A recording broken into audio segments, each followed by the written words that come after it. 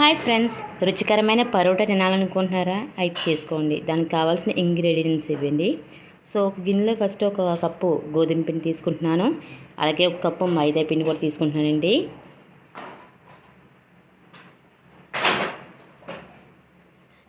అలాగే ఒక కప్పులో మజ్జిగ తీసుకుంటున్నానండి. పెరుగు తీసుకుంటున్నాను కప్పులోని.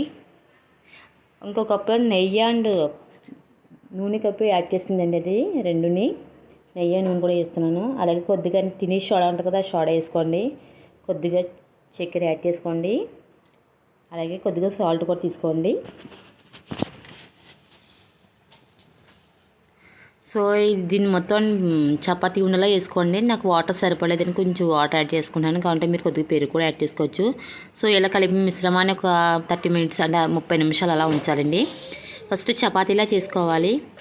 సో చపాతీలు వేసుకున్నాక ఆయిల్ని పైన స్ప్రెడ్ చేయాలండి.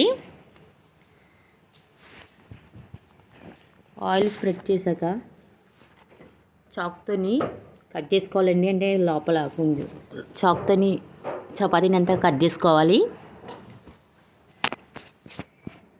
అలా కట్ చేసుకున్నాక దాన్ని రోల్ చేసుకోవాలండి.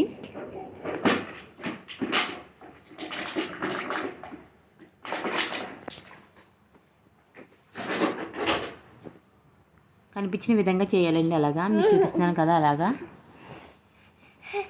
సో తర్వాత చేతితో ప్రెస్ చేయాలండి. మళ్ళీ చపాతీ దాంతో చేయకూడదు.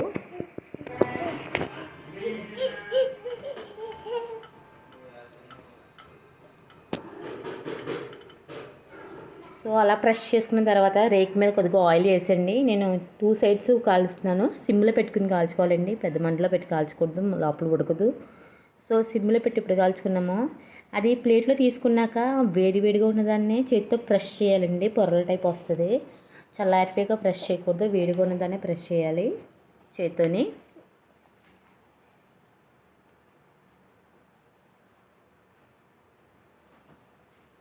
సో ఆల్రెడీ కూర అనేది వండుకున్నాను నేను ఆల్రెడీ. సో నేను వంకాయ జీడిపప్పు బంగాళదుంప కర్రీ ఉందండి, కర్రీ ఉండేను.